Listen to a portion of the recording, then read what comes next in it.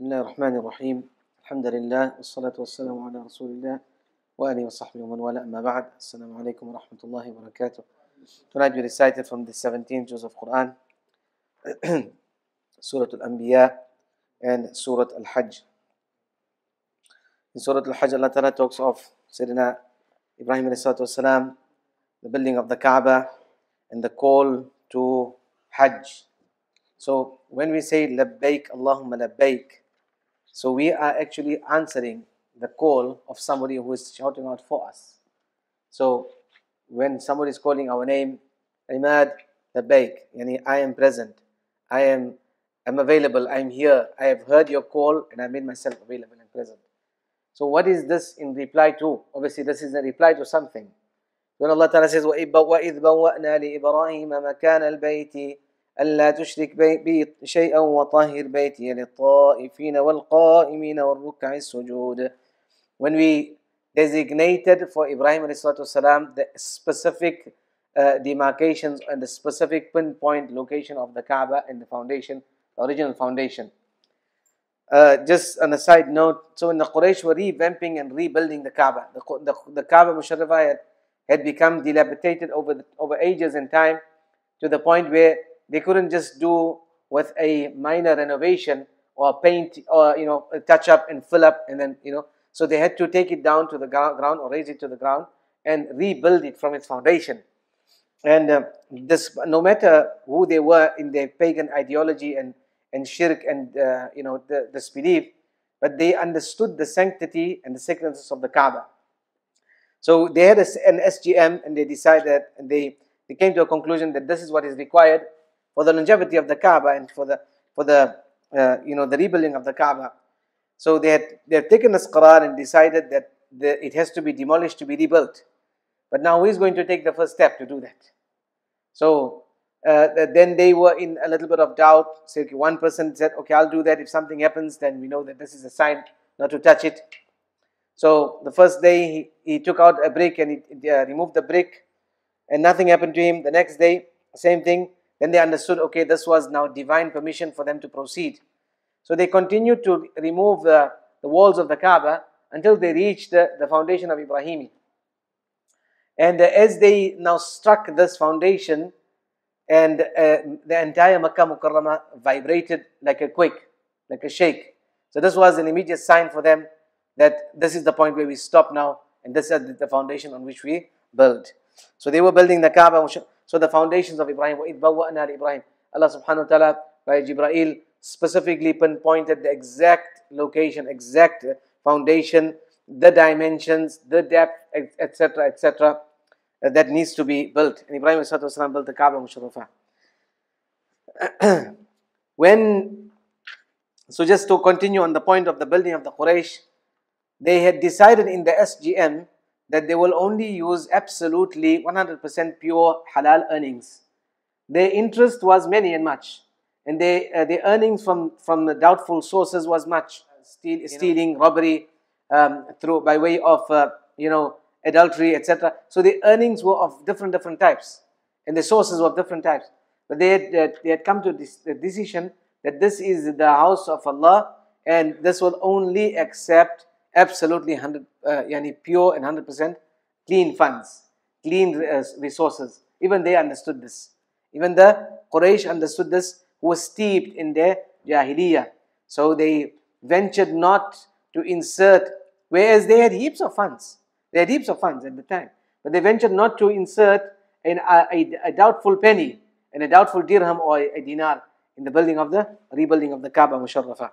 They didn't have the guts to take that step. And they were not foolish. They were not that foolish. They knew it better that this is the house of Allah. The house of we don't mess around with the house of Allah.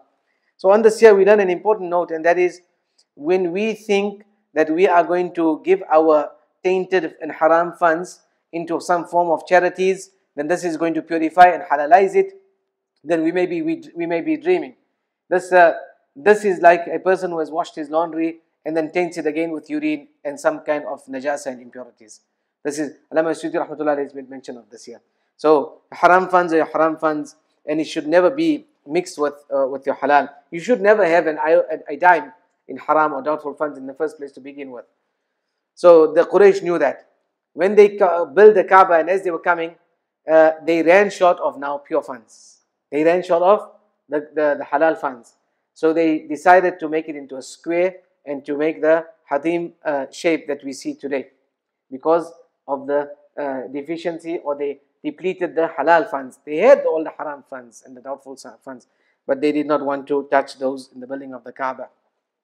وَأَذِّن فِي النَّاسِ بِالْحَجِّ يَأْتُوكَ رِجَالًا. And then after it, Allah Ta'ala told Ibrahim ﷺ, go and call. So he said, Allah, who am I going to call? Allah says, you just go and call. So he climbed the different mountains and he called, Ya ayyuhan nas, O mankind, your Lord has built a home for him, and he is ordering you and commanding you to come to his home for the Hajj. So this is the answer of that call when we say the labbaik. Labbaik Allahumma labbaik. Allah, I have answered your call and I am present here now. Labbaik la sharika lak labbaik. So this is that labbaik when we say وَأَذِّن فِي النَّاسِ بِالْحَجِّ يَأْتُوكَ رِجَالًا وَعَلَى كُلِّ ضَامِرٍ يَأْتِينَ مِنْ كُلِّ فَجٍّ عَمِيقٍ. The riwayat make mention, forget the names now, subhanallah, may Allah forgive us. So one brother was making tawaf around the Kaaba. Allah says they will come for Hajj from every nook and corner of the world. They'll come on camelback and they'll come in different modes of transport, and they will come for the ada of the Hajj. So one brother was making tawaf and he met an elderly man. The elderly man asked him, where are you coming from? So he said, Khurasan. So he said, how far is it from you? He said, about a month's journey. About a month's journey. Remember this Kaaba in Makkah Mukarramah, this has to be earned. That position of Umrah and Hajj and the acceptance of going there has to be earned. So that is why whenever it comes to the matter of Hajj or Umrah, there's always challenges. You can go to any country in the world, even those countries in which you will have a bit of visa issues and problems, but you can get it easily. You won't have a problem. But when it comes to Haramain, especially Makkah Mukarramah, that Umrah and Hajj, there is always some challenges along the way. Because this is the house of Allah Ta'ala. You have to show your worth. And you have to show your sincerity. You have to show that firm and that strong heart and desire and yaqeen and niyyah to go there. And Allah Ta'ala will take you, inshallah. And along the way you'll be tested.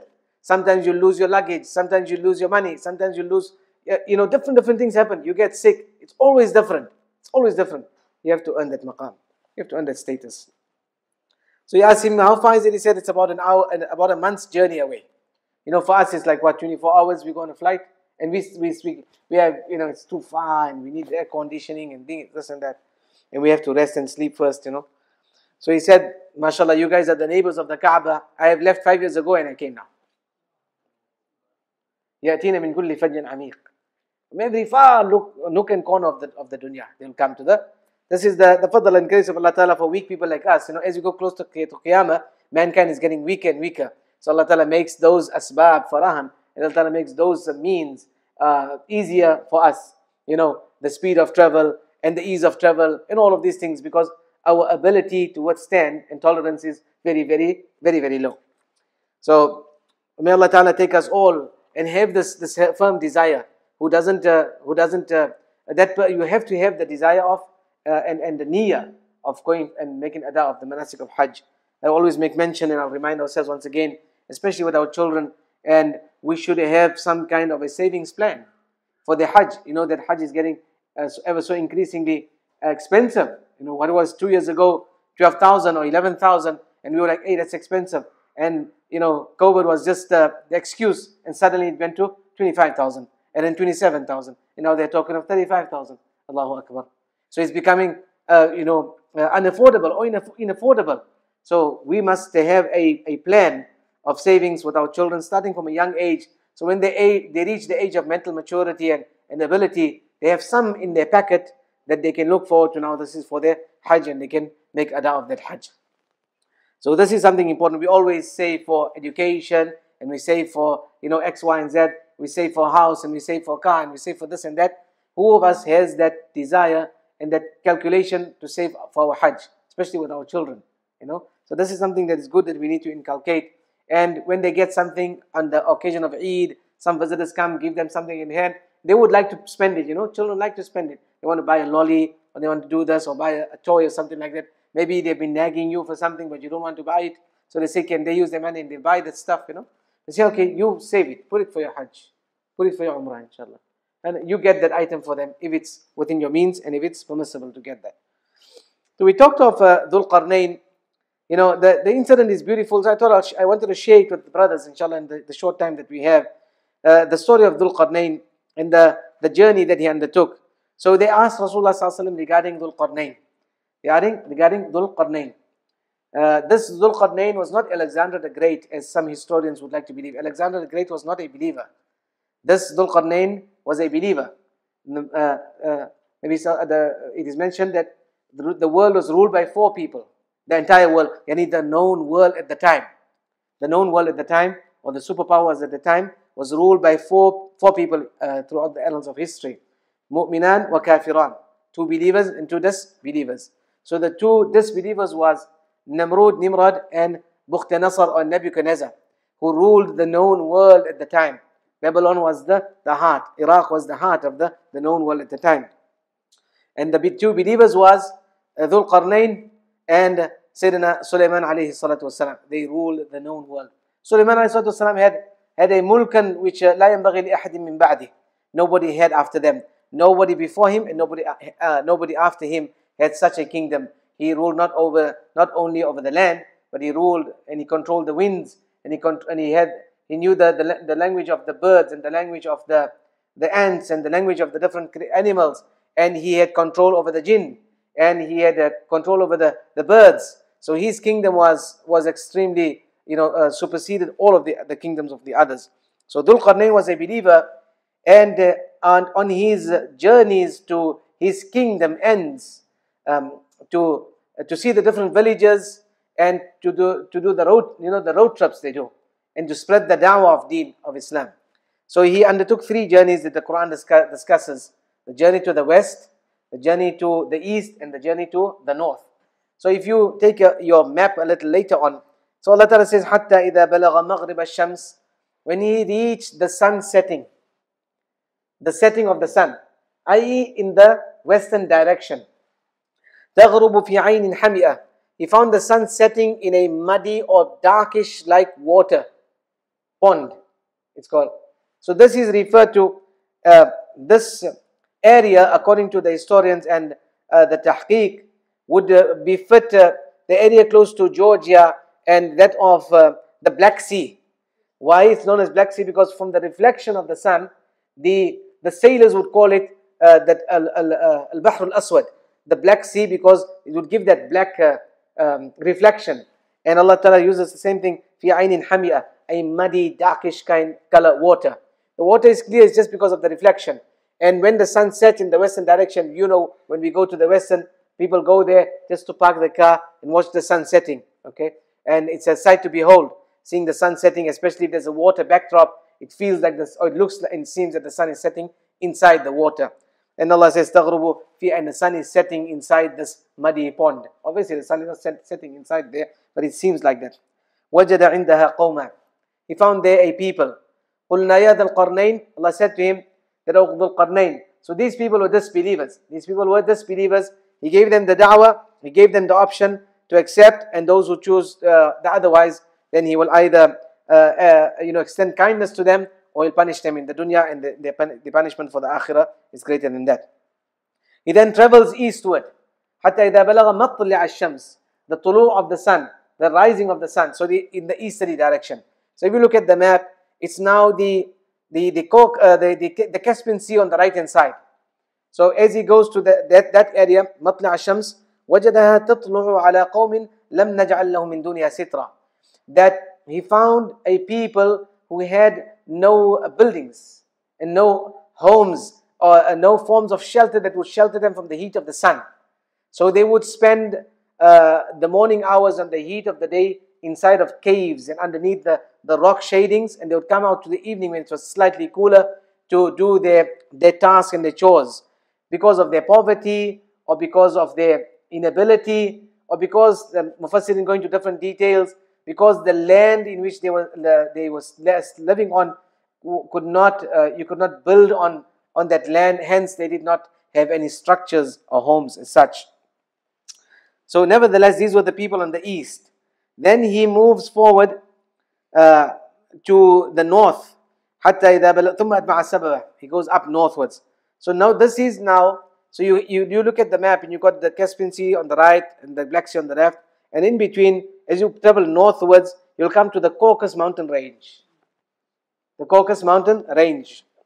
So حتى إذا بلغ ثم أتبع السبب حتى إذا بلغ السدين.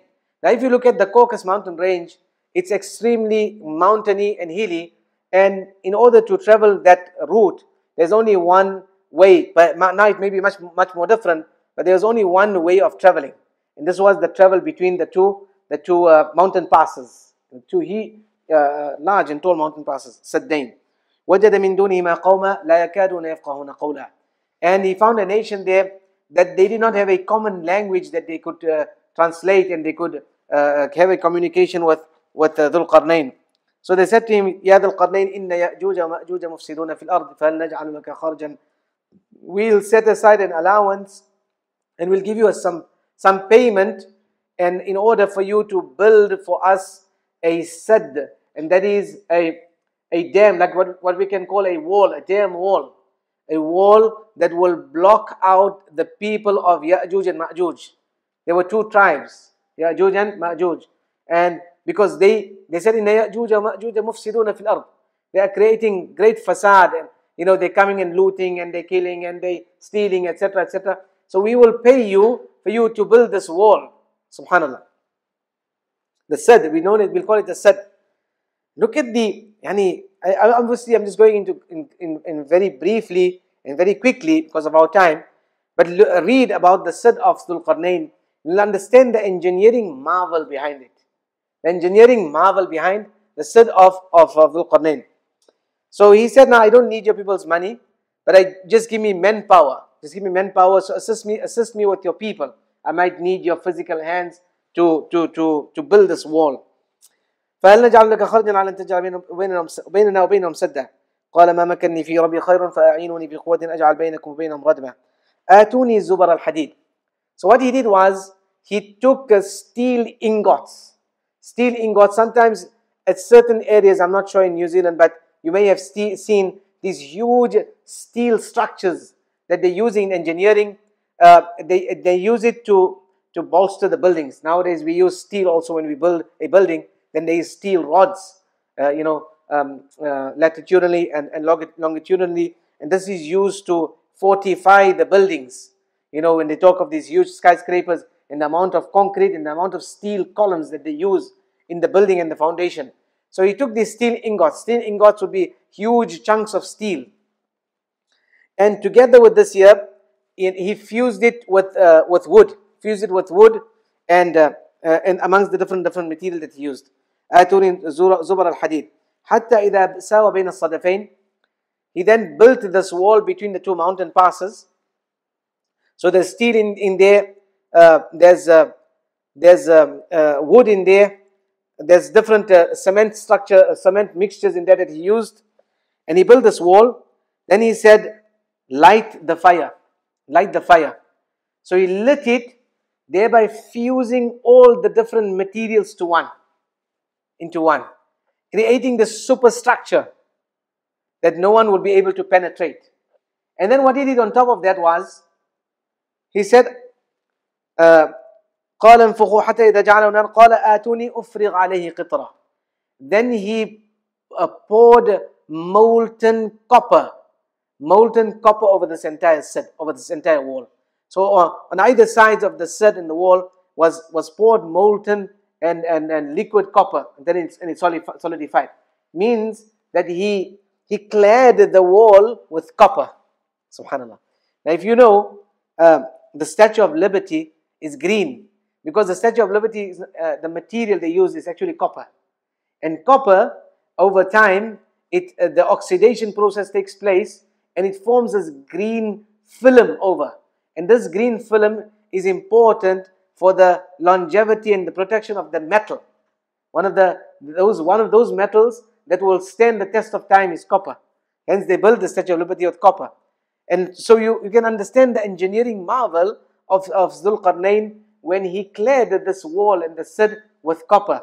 So as it would oxidize over the ages, it would then camouflage itself, because it's in a mountain range and it's very greenery. If you look at the maps also, you'll see it today as well. So it would camouflage itself nicely with the scenery around it because of the green film that comes over, and that will assist it to stand the test of time. Now, regarding whether the sid was broken or not broken, I mean, there is ulama's theories where that the Dhul Qarnayn, Ya'juj and Ma'juj have already penetrated. However, we cannot discount that this is one of the major signs of Qiyamah that takes place in its physical format. So we will appreciate the ta'wil and the interpretations given by some of the scholars that yes, they could have come out and this was the Ashkenazi, Yahud, etc., etc. But like many other civilizations that over centuries have either been covered up, and nowadays through modern technology they are finding the ruins of civilizations that cannot be seen through the naked eye by way of LiDAR technology, etc. The Amazon forest is one of them. The ancient civilizations that stayed and lived once upon a time there. The pyramids of the Mayan pyramids. Likewise in Turkey, some of the areas in Turkey where they're finding now tombs and structures that they are dating back to 12,000 BC, etc. So we cannot and we should not discount the physical actual event, because this is one of the signs of Qiyamah. And the signs of Qiyamah has a miraculous and extraordinary element to it. And we know the riwayat make mention that they will try to, Ya'juj and Ma'juj will try to penetrate this wall every day, and they will make a hole in it. Then the leader will say that we'll come back and finish it tomorrow. It's not big enough for them to penetrate. They aren't able to climb over the top. So they're trying to make the hole. The next morning when they come, the hole closes up because it's a miracle. And until one day when they will say, inshallah, when they come the next day, then this hole will remain, and then they will make it bigger and excavate it, and they will then be able to penetrate this wall. Thereafter, the wall will come down crumbling as well. So there are many riwayat and narrations that discuss this in great detail. I actually wanted to just share with you the engineering marvel of the building of the Sid of Dhul Qarnayn, and he was a believer. It is mentioned regarding him in the history that when he passed away, then he asked the people to put his hand out of the bier as they were carrying it. And this was signified that despite ruling over the world, or the known world, he's going away from the dunya empty-handed. So this is an important lesson for us as well, that no matter what we have in this dunya, it is all temporary, it is all mata'ul hayat dunya, the amusement and the pleasures of this dunya. We take nothing with us in the year after. The kings went empty-handed, the paupers went empty-handed. What you take with you is your a'mal. So you need to be, you need to be ثقلت موازينه. Your weight and your book of deeds with your a'mal needs to be heavy and weighty. So we recited the verse as well day before yesterday. اقرأ كتابك كفى بنفسك اليوم عليك حسيبا. When your kitab will be يلقاه منشورا, he'll find his kitab open in front of you, and it will be said to him, اقرأ كتابك. Insan, you read it yourself. We don't need to subpoena the angels or subpoena the earth or anybody or any creation to bear witness. You can give testimony for your own self. اقرأ كتابك كفى بنفسك اليوم عليك حسيبا. You are able to give your own accountability because everything is clear cut in black and white. وَنَضَعُ الْمَوَازِنَ الْقِسْطَ لِيَوْمِ الْقِيَامَةِ فَلَا تُظْلَمُ نَفْسٌ شَيْئًا. And on the topic of Qiyamah, Allah says, we will bring forward the scales. We will bring forward the scales. So is it one scale or is it multiple scales? Again, the ulama go into great detail that it's multiple scales or it's one scale. It's one scale, and again, what will be weighed? So either the actual books in which the files are written down and the amal are written down, or mankind themselves will be weighed in the scales. Different theories have been put forward.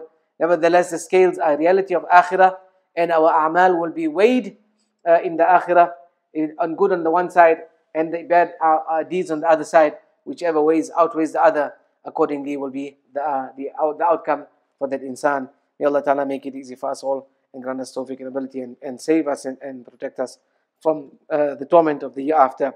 وَإِن مِّنكُمْ إِلَّا وَارِدُهَا كَانَ عَلَى رَبِّكَ حَتْمًا مَقْضِيًّا. We recited, each and every one of you, good and bad, regardless of who you are, has to end. So the word Allah uses is wariduha, ay Jahannam. You will have to go through Jahannam. So if believer and disbeliever, you have to go through Jahannam. If you are a believer, then you will not feel the torment and the difficulties of Jahannam, but you have to pass through it to go on the other side to Jannah. And the disbeliever will pass through it, and obviously will be caught up in Jahannam and will suffer. That is the one riwayah. And the other riwayah is that it refers to the crossing of the bridge above Jahannam, the Sirat. So every single one of us will have to cross over the Sirat and over the bridge that goes over Jahannam in order for us to go to Jannah. The believer will have his nur, the nur and the light, the effulgence of his iman and her iman to assist them to cross this bridge. The disbeliever has no nur, and these kalalib, these hooks and these thorns will come out from Jahannam and will hook him and pull her into the torment of the fire of Jahannam. So may Allah Ta'ala protect us from the hole and the torment and the punishment of the akhirah. Wa akhiru da'wana alhamdulillahi rabbil alamin. Subhanallah wa bihamdihi, subhanakallah wa bihamdihi. Ashhadu an la ilaha